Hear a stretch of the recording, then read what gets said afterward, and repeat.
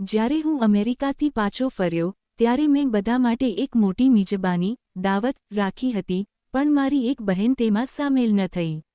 મેં તેને ફોન કર્યો ત્યારે તેણે રડતાં રડતાં કહ્યું, તારી પત્નીએ મને આવવાની ના પાડી હતી. મારી એ બહેન ખૂબ ગરીબ હતી. તેનો રડવાનો અવાજ સાંભળી મારું દિલ કંપી ઉઠ્યું. મને મારી પત્ની નીતુ પર ખૂબ ગુસ્સો આવ્યો. મેં તરત જ જમવાનું પેક કર્યું અને બહેનના ઘરે જવા નીકળ્યો, પણ તેના ઘરે તાળું હતું અને તેનો મોબાઈલ પણ બંધ આવતો હતો.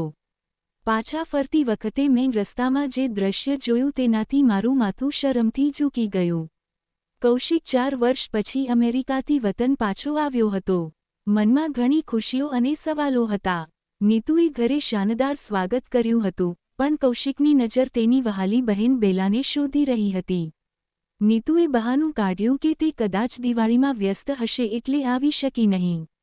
કૌશિકે અમેરિકાથી હંમેશા બેલા માટે પૈસા મોકલ્યા હતા અને નીતુ હંમેશા કહેતી કે તેણે બેલાને પૈસા આપી દીધા છે અને તે ખૂબ ખુશ છે. પણ સત્ય કંઈક અલગ જ હતું. કૌશિક જ્યારે બેલાના જૂના ઘરે પહોંચ્યો ત્યારે ત્યાં કાટ ખાયેલું તાળું હતું. પડોશીઓ પાસેથી ખબર પડી કે બેલાના પતિ રમેશનું 2 વર્ષ પહેલાં જ અવસાન થયું હતું અને બેલાને ઘરેથી કાઢી મૂકવામાં આવી હતી. કૌશિકને ખબર પડી કે નીતુએ ખોટું બોલીને બેલાના પૈસા પોતાની પાસે રાખી લીધા હતા અને તેની જબરદસ્તીથી એક ગરીબ માણસ સાથે લગ્ન કરાવી દીધા હતા. પતિના મૃત્યુ પછી બેલા રસ્તા પર આવી ગઈ હતી. કૌશિકે બેલાને એક ભીખની લાઇનમાં જોઈ, જ્યાં તે તેના નાના બાળક સાથે ધૂળથી ભરાયેલા ચહેરે ઊભી હતી.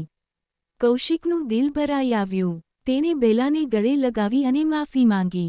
તે બેલાને અને તેના દીકરા રાજુને પોતાના ઘરે લઈ આવ્યો. તેણે નીતુના જૂઠાણા અને છેતરપિંડી બદલ તેને છૂટાછેડા આપવાનો નિર્ણય કર્યો. તપાસ કરતાં ખબર પડી કે નીતુએ છેતરીને બેલાનું મકાન પણ પોતાના નામે કરી લીધું હતું. કૌશિકે કાયદાકીય લડત લડીને બેલાનું મકાન અને ઘરેણાં તેને પાછા અપાવ્યા. અંતમાં કૌશિકે સમાજને એક મોટો સંદેશ આપ્યો, એક સ્ત્રી જ બીજી સ્ત્રીની દુશ્મન કેમ બને છે?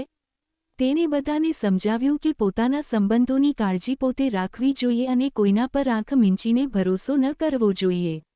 આજે બેલા ફરીથી સન્માન સાથે જીવી રહી હતી અને તેને તેનો ભાઈ પાછો મળી ગયો હતો. બોધ: આ વાર્તા આપણને શીખવે છે કે સ્ત્રીની ખરી સુંદરતા તેના કોમળ હૃદય અને બીજી સ્ત્રી પ્રત્યેની કરુણામાં છે, નહીં કે ઈર્ષ્યા અને લાલચમાં. તમારા સંબંધો પ્રત્યે હંમેશા જાગૃત રહો.